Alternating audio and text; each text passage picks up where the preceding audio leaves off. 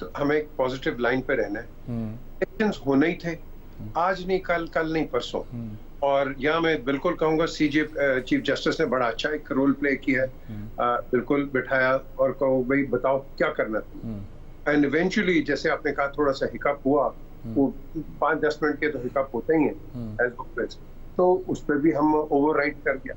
अब एक आपके पास एक डेट आ गई 8, इसके ऊपर अब जैसे किसी ने कहा कि भाई शायद ना हो, लेकिन आपने पॉजिटिव रहना है। Election is not the problem.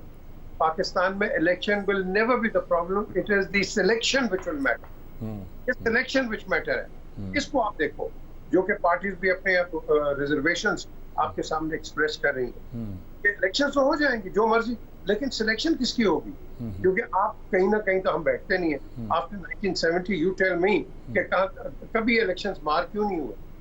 हर जगह नहीं कि उसको बिठा दिया, यहाँ चोरी होगी, ये हो गया, फलाना हो गया। ये इससे आप इसको हमने ओवरराइड करना है, इस फैक्टर हमने इन इलेक्शंस को जो मर्जी हो, विल वी एक्सेप्ट देम और will we not accept them, that's what matters. Election तो हो जाएंगे। सो द क्वेश्चन है राइजेस कि लॉन्ग टर्म हमने आगे क्या देखना है। 8 फरवरी के बाद जब आप गवर्नमेंट्स फॉर्म भी हो जाएंगी, क्या ये टर्मोइल रहेगा कि जी वहां बेईमानी होगी, इस कॉन्स्टिट्यूएंसी में ये हुआ, फलाना हुआ, ये पार्टी कैसे जीत गई, वो पार्टी कैसे हार गई?